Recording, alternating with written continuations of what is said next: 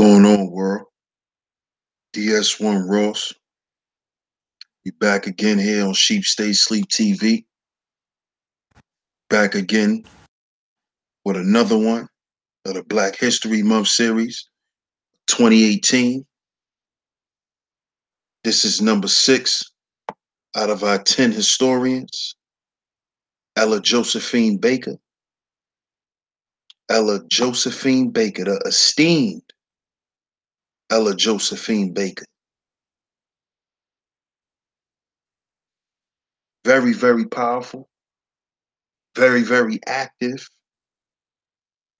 Well respected and revered woman. You see? Like I said, you can't talk about Black history without including the Black women who stood on the front line. Black women in those times, and even today, they're not just domestic housewives.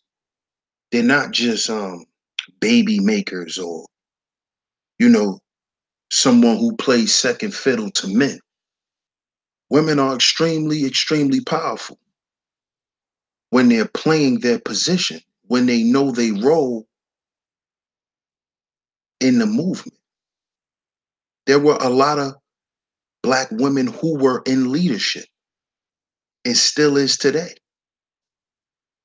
So we must honor our Black women who were historians. We must honor them also. We cannot exclude them because a lot of them led behind the scenes and out front of a lot of male movements. And Ella Josephine Baker was one of them. You see, she was the one who helped the campaign of Martin Luther King and the March on Washington. Ella Josephine Baker. So we cannot exclude our women because they played a very, very important role in helping freeing the minds and hearts of our people. So number 6 on the list is Ella Josephine Baker. And what I'm going to do, family, now I'm going to play an audio. Then after the audio, I'm going to read her biography. And then after that, I'm going to get into another small audio to close out, family. Josephine Baker, yeah. And by the way, just to let y'all know, all of the historians that I'm reading about, all of them that I'm reading about, I'm getting from Britannica.com, the Encyclopedia Britannica. That's where I'm reading from. So I just wanted to put that out there also. But shout out to everybody who's been tuning in to Sheep Stay Sleep TV in the Black History Month series of 2018. Very much appreciated. If you're listening, if you're coming in the chat, I appreciate if you hit the like button. And I appreciate it if you share the show. And like I said, number 6 is Ella Josephine Baker, family. Josephine Baker. The leader. One of the founders of grassroots leadership. You hear that going around a lot in the conscious community, or what we like to call the conscious community. We like to talk about grassroots leadership, grassroots this, grassroots that. This woman here is one of the forerunners of grassroots leadership, Josephine Baker. So if you didn't know that, now you know. So let's get into this quick audio. I'll be exercising fair use for educational purposes only. Let's get it, y'all. Shout out to everybody in the chat. Shout out for everybody for coming through. Shout out to everybody that's watching. Like I said, hit the like button, share the show. Let's get into it.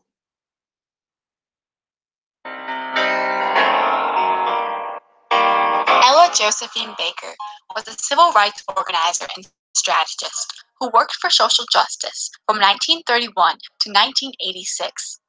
While largely unknown to the public, she was regarded as the backbone of the civil rights movement, working alongside and influencing the actions of several prominent civil rights leaders and organizations, including the NAACP and the Southern Christian Leadership Conference. She founded and guided the Student Nonviolent Coordinating Committee, which was organized and firmly based on her grassroots leadership philosophy, and became one of the most effective groups of the modern civil rights movement. Ms. Baker's legacy is a generation of activists who used her leadership methods to continue working for civil rights.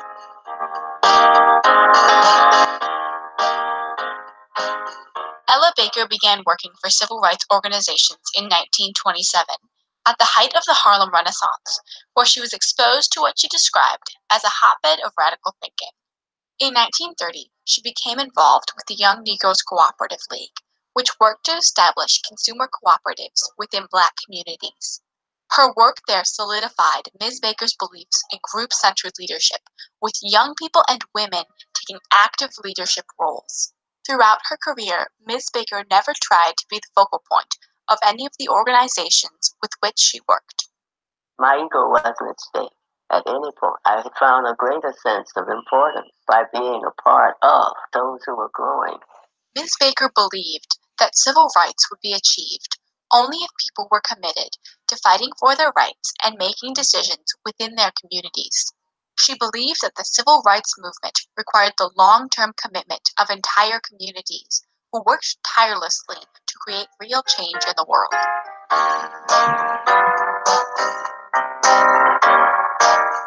In 1938, Baker began working for the NAACP, and in 1943, she became the National Director of Branches. The main goal of the NAACP was to expand the organization across the country in order to advocate for civil rights legislation in favor of desegregation. Ms. Baker stepped down as the National Director in 1946 because she wanted to focus on community organizing that went beyond legal actions. Her reputation continued to grow as an organizer and activist around the country. She remained involved with the New York branch of the association and became its president in 1952. After the Montgomery bus boycott in 1957, she worked with Bayard Rustin and Stanley Levinson as part of the civil rights group In Friendship to form the Southern Christian Leadership Conference, SCLC, with the goal of creating an organizing base for Dr. Martin Luther King Jr. Ms. Baker moved to Atlanta to become the executive director of SCLC, their first employee. Her work behind the scenes allowed Dr. King to move from one place to the next, mobilizing people through mass meetings. Ms. Baker's idea of leadership, however, caused conflict between her and the organization's leaders, African American ministers who believed in a top-down approach to organizing. Ms. Baker also disagreed with SCLC's focus on highly publicized events at the expense of developing long-lasting, community-based organizations. She felt that no lasting change would be achieved through demonstrations alone. While demonstrations did lead to important legislative changes, the sustained commitment of citizens was required to ensure that what the law provided for actually happened. In 1960, starting in Greensboro, North Carolina, Black college students began nonviolent sit-in protests at white-only lunch counters. Students participated in 13 southern states and in over 80 cities.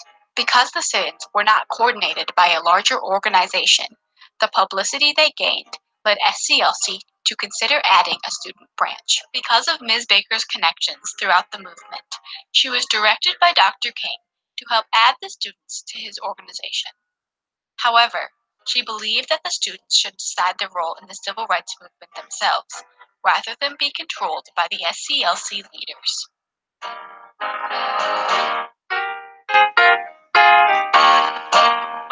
In April of 1960, she organized a meeting for the leaders of the student movement. The speakers included Ms. Baker, Dr. King, and Jim Lawson from the Congress of Racial Equality. Ms. Baker's speech encouraged the students to look to themselves and no one else as the main catalyst for change in the civil rights movement. From this meeting and separate planning sessions during the conference, the Student Nonviolent Coordinating Committee, SNCC, was founded as an organization with group-centered leadership and collective decision-making. Unlike leader-centered groups like SCLC, SNCC did not revolve around one well-known figure. Instead, members worked together to organize, seeing themselves as catalysts in building local movements. Ms. Baker soon left SCLC to focus full-time on SNCC, where she supported the students by helping them build the skills they needed to organize effectively and train local leaders. Ms. Baker never saw herself as the leader. She always cautioned us that we were not the leaders. We were the grassroots, the organizers who were developing leadership that could withstand even our death.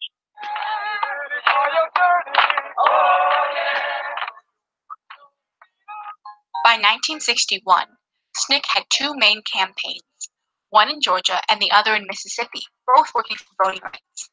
SNCC attracted hundreds of white students from northern states to help with voter registration projects.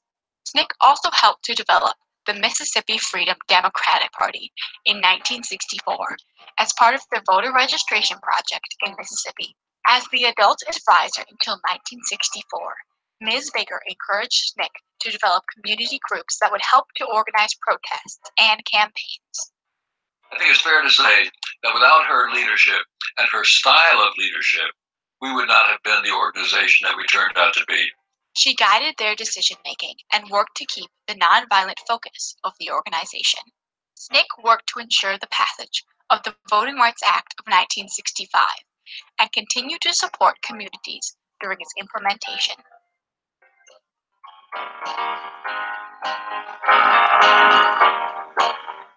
The killing of black men, black mothers' sons, becomes as important to the rest of the country as the killing of a white mother's son. We who believe in freedom cannot rest until this happens. Ella Baker inspired collective action in SNCC organizers that can still be seen today. Bob Moses, a lead organizer with SNCC's voter registration project, started the Algebra Project, a nonprofit that works to ensure quality public school education for every child in America through the building of coalitions based on the organizational philosophies that Ms. Baker brought to SNCC. Hollis Watkins of SNCC is now the president of Southern Echo, which works to develop grassroots leadership across the South, organizing around issues like environmental justice, quality public school education, and redistricting. From SNCC came a new generation of lifelong civil rights leaders who have stayed active in their communities and all across the country. Well-known leaders like Representatives John Lewis and Eleanor Holmes Norton, Marion Wright Edelman, founder of the Children's Defense Fund, and Julian Bond, founder of the Southern Poverty Law Center and president of the NAACP for 12 years, have all used grassroots organizing and local support to carry out their work. By modeling, teaching, and writing about group-centered leadership, Ms. Baker guided the students of SNCC to become community organizers in their own right. There's no overestimating her role in the civil rights movement. She was responsible, really, for SNCC's existence. Without her, the entire civil rights movement would have been different because SNCC was at the cutting edge of the civil rights movement. I'm sure it would not have survived without her. Though their methods and strategies were different, SCLC, SNCC, the NAACP, and other civil rights organizations worked alongside each other and were all critical to the success of the movement. Ms. Ella Baker's behind-the-scenes leadership throughout her extensive career stemmed from the belief that the potential to transform the world was through collective action, not the actions of one person, and that long-term commitment was needed to ensure that the legislative and court victories resulted in long-lasting changes. Though she was not a household name outside of the civil rights movement, her impact on grassroots political organizing is still evident today.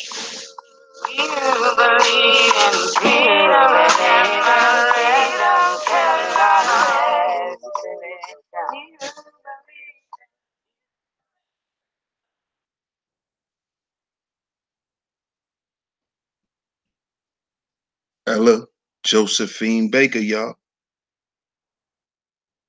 So, as y'all heard, there would be no civil rights movement if it wasn't for a Black woman. There'll be no civil rights movement. She helped Dr. Martin Luther King. Her organization helped with the March on Washington. It was her. And she did it with no ego. She didn't do it to to be worshiped, to be given credit. She did it because, like she said, it's not about me. It's not about the individual. It's about the collective. If you want things to change for your people, there must be an alliance. It's not going to change with just one person. This is why she created so much. She gave so much. And I don't understand why this woman is not honored during Black History Month. And this is what I do with my series. I try my best to find people, Black historians,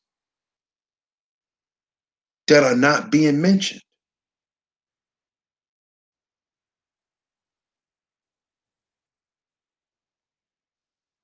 I feel like that's a real issue. You know, we have to start honoring our true leaders.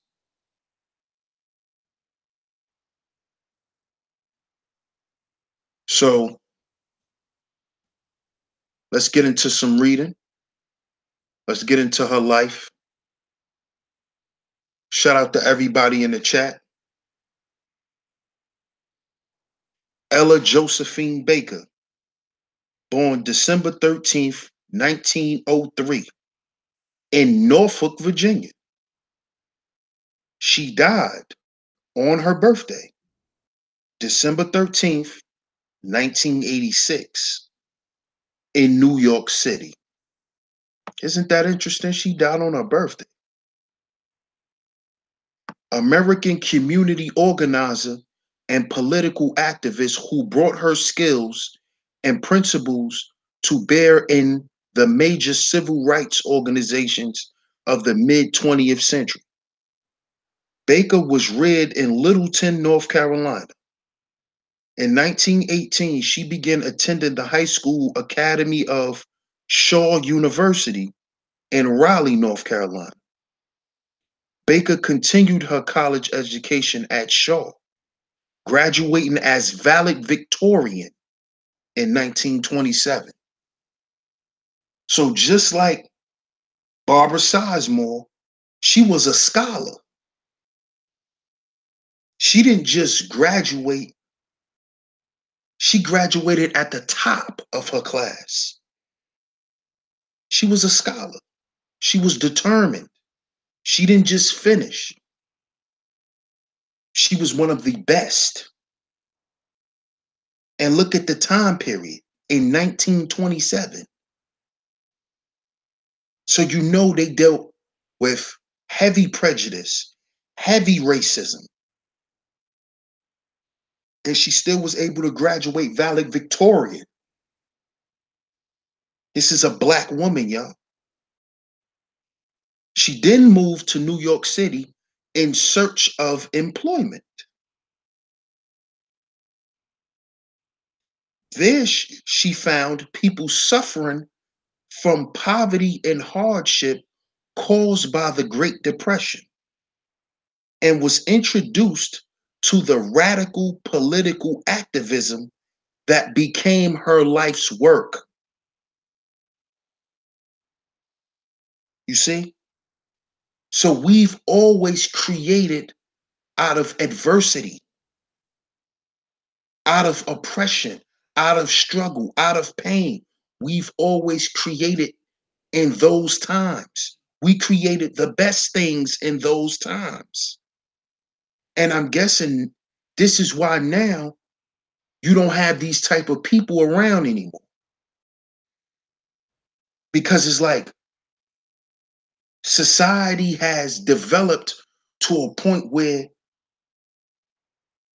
we struggle in a different way. You see? These people had to get up off their asses and actually create something for their people because it was actually nothing there.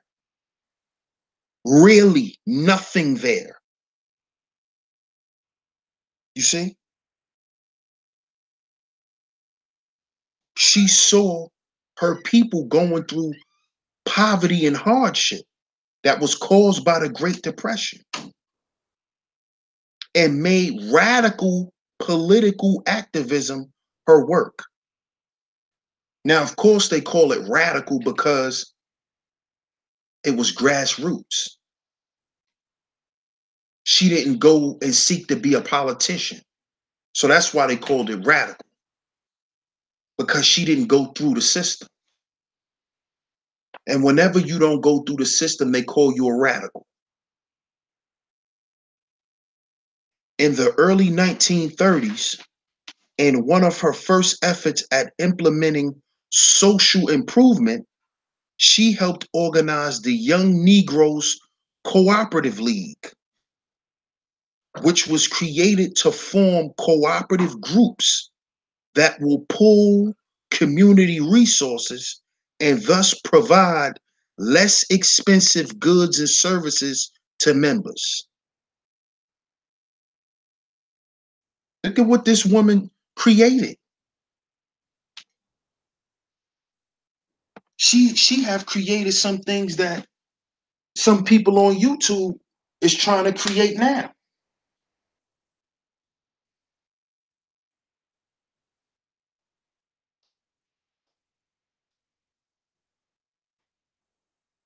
Baker married T.J. Roberts in the late 1930s and then joined the staff of National Organization for the Advancement of Colored People. Y'all all know that as the NAACP, first as a field secretary and later as national director of the NAACP's various branches. She was a director. So Black women can, and still should lead organizations. Okay, sisters? Nobody's telling you to stay at home and cook dinner all the time. Okay? Y'all always were leaders, inside and outside the home. So y'all can still be doing that today. No one's holding you back. Understand that. Because this woman didn't let the Great Depression hold her back. She didn't let racism, white supremacy, whatever you want to name it, hold her back.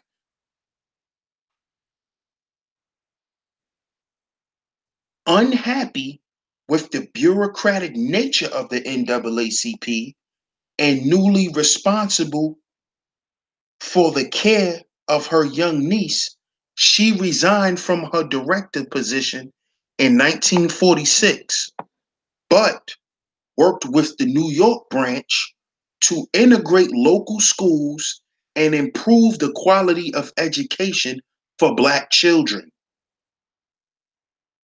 Okay? Inspired by the historic bus boycott in Montgomery, Alabama in 1955, Baker co-founded the organization in friendship to raise money for the civil rights movement in the South. In 1957, she met with a group of Southern Black ministers and helped form the Southern Christian Leadership Conference to coordinate reform efforts throughout the South. Martin Luther King Jr. served as the SCLC's first president and Baker as its director. You see? So she was the one behind Dr. Martin Luther King and his nonviolent movement. He actually got it from her. The SNCC program. You see, this is where he got this from. A Black woman. She left the SCLC in 1960 to help student leaders of college activist groups organize the SNCC, Student Nonviolent Coordinating Committee. With her guidance and encouragement, SNCC became one of the foremost advocates for human rights in the country. You see? So this is what we fought for. This is what the civil rights movement was about. It wasn't about selling out the white folks. Okay? It was a fight to be treated as humans because we were being treated as less than humans. So y'all get that out of y'all head about us wanting to sit next to white folks. It was never about that. It was about getting them to recognize us as human because we were worse than their dogs in their eyes. So y'all cut that BS out about somebody sitting around white folks and being coons, because that was not the objective. Read the history and learn the history. Stop making shit up out of your emotions. Okay? It wasn't about doing what you said it was about doing. It was about human rights. That's what we was advocating for. Shout out to my brother JT, advocating for our human rights in this United States. That's what it was about. Fighting for our humanity. Okay? Her influence was reflected in the nickname she acquired, Fundi or Fundi, a Swahili word meaning a person who teaches a craft to the next generation. Baker continued to be a respected and influential leader in the fight for human and civil rights until her death on her 83rd birthday. Okay? Human rights. Human. Okay? Human and civil rights. Not cooning, not wanting to be next to white people, not none of that. This was about fighting for our humanity. That's what it was about. So shout out to Ella Josephine Baker, another powerful Black activist who was a woman, a great woman, and she was honored. So we need to honor her because a lot of other people of other races value our Black history more than we do. And they value our Black women too. And the part they played in Black history. So we need to begin to do the same, family. There were women on the front line and behind the scenes. Because after she felt that the NAACP was getting watered down, she went behind the scenes and became an organizer behind the scenes.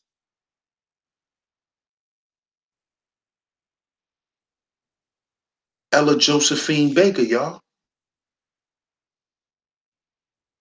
Ella Josephine Baker. So I'm going to play this short clip of her speaking, and then we're going to close out on this. But if y'all can, try to do a little bit more research on this sister. You know, watch some videos about her. This was a powerful woman, man. Okay? She was the forerunner of grassroots movements. There'll be no grassroots movement without a Black woman. Not even a Black man, a Black woman started grassroots leadership. And her name is Ella Josephine Baker. Let's listen to this sister. I'm going to do my shout outs and then we're going to close out, family.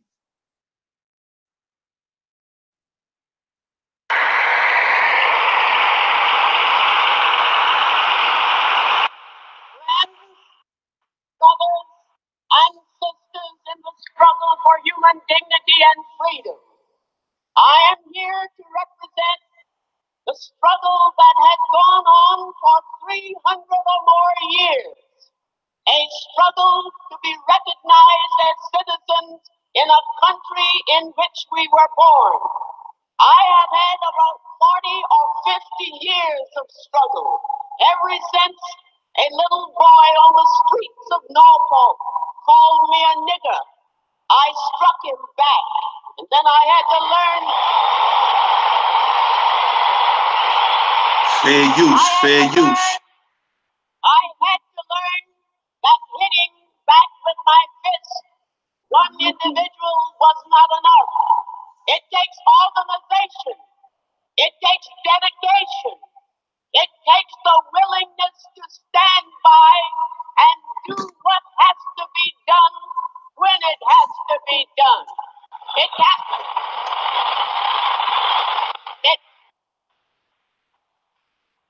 A nice gathering like today is not enough.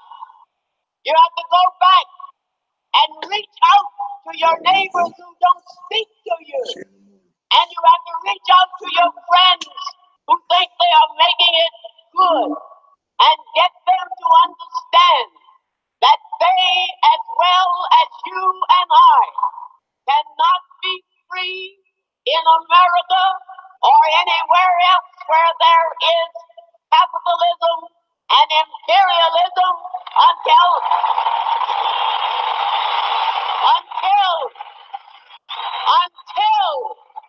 until we can get people to recognize that they themselves have to make the struggle and have to make the fight for freedom every day in the year, every year, until they win it. Thank you.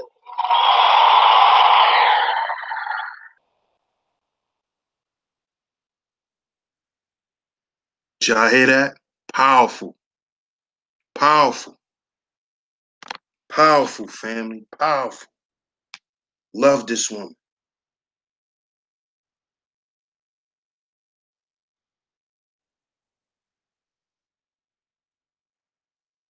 No, nah, Doug.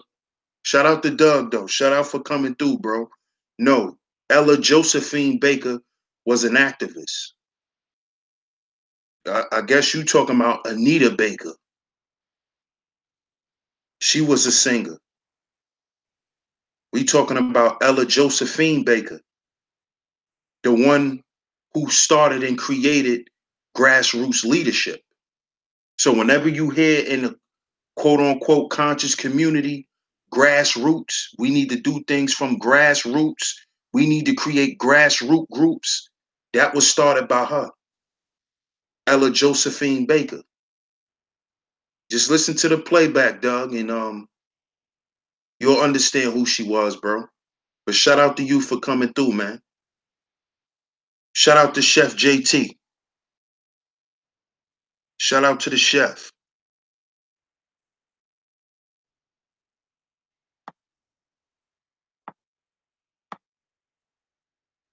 Shout out to Nerd Live for coming through again, sis.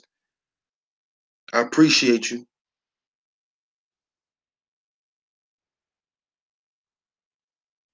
Oh yeah. Oh yeah. She definitely had the great prototype for community structure. Of course. Of course. Without Josephine Baker, we wouldn't Dr. Martin Luther King movement wouldn't have been as powerful as it was. His message wouldn't have been as powerful as it was. He learned from her. Shout out to Sheena for always showing love. Nobody, you already know. My sister Soul Alchemy. I appreciate all y'all for tuning in tonight.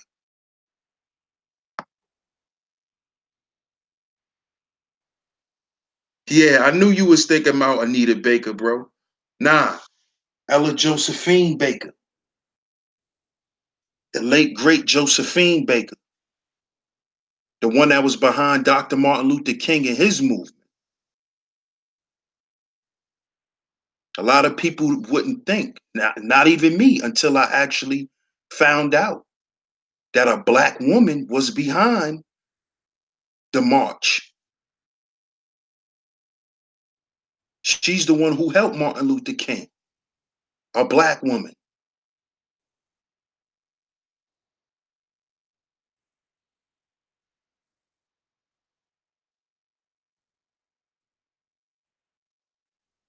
Oh, okay. Okay, nerd. Thanks. Good looking out for that information. Oh, so that's who you was talking about, Doug. Okay, I got you, bro. I got you. Nerd Live corrected me. I got you, bro. But I appreciate everybody for tuning in tonight, of course. As always, staying in tune with the Black History Month series of 2018. Tomorrow we will be wrapping it up. We will be wrapping it up tomorrow, family. Got 4 more people left, and I will be wrapping them up tomorrow. Tomorrow's the last day of Black History Month. If y'all notice, they always give us the shortest month of the year. Isn't that ironic? Even though we should celebrate our history every day. But this is also for the children, who's not consciously aware as of yet, to our struggle and what goes on every day.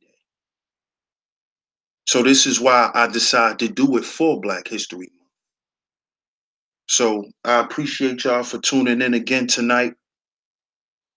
This is my sixth Black historian of the Black History Month series, the leader of grassroots leadership, Ella Josephine Baker. I appreciate y'all support as always. Make sure y'all share the show. Hit the like button. And we will return tomorrow to wrap this series up on Sheep Stay Sleep TV, Sheep Stay Sleep Live, Sheep Stay Sleep live stream, however y'all want to name it. But wow, man. Wow. It's crazy how when you just do a little research and you find out so much things that you don't know. you know? And these women that I picked for this series, and I still have one more left. I have one more, and it's a surprise. But, you know, me being a black man, I never really understood how big of a role black women played, you know, in our progression, in our history. They played a very, very big, important role, man. And we have to honor these women. Because in school, they act like the women didn't do anything, you know? And that's of course, now, you know, we're gaining some awareness about the school system and stuff like that, you know, that they kept certain things out for a reason. But, you know, just scratching the surface on certain things, black women played an integral role, man, in our progression in society and trying to construct and build things for us. There was plenty of women on the front line, plenty. And this is why today there's a lot of black women who want to be on the front line. And it's nothing wrong with that. I don't see anything wrong with it. If you have something to contribute, try your best to get it done. It's nothing wrong with that. But we definitely have to continue to honor our sisters just as much as we honor our men in Black history. Because as we just heard tonight, if it wasn't for Ella Josephine Baker, we wouldn't know of Martin Luther King Jr. Shit, we really wouldn't know too much about the NAACP because she was the director of that. We wouldn't know about grassroots organizations and how to organize groups to pull money together to help us create a community for ourselves. We wouldn't know nothing about that if it wasn't for a black woman. And her name is Josephine Baker, y'all. This is DS1 Ross. Just tuned in to Sheep Stay Sleep TV. Remember, we gotta heal before we build. And getting the missing education that we never had is part of healing. Because now we can change our perceptions of our women when they want to lead. Because it's in our history. They have led. They have. So shout out to everybody again for tuning in tonight. Tuning into the Black History Month series. Like I said, tomorrow we'll be wrapping it up with the last 4 Black historians. I'm your host, DS1 Ross. Thanks for tuning in again to Sheep Stay Sleep TV. If you have any suggestions for next year's Black History Month series, you can email me at dsalliance1@gmail.com. That's dsalliance1@gmail.com. If you have any suggestions for next year's BHM series, also the link is in my channel. Check me out on SoundCloud, Sheep Stay Sleep TV on SoundCloud. Check my Facebook group out, Sheep Stay Sleep. You know, if you have a picture there, I will accept you into the group. I appreciate y'all again for tuning in tonight. Y'all have a good night. Y'all have a safe day tomorrow. And I'll holler tomorrow. Peace, family.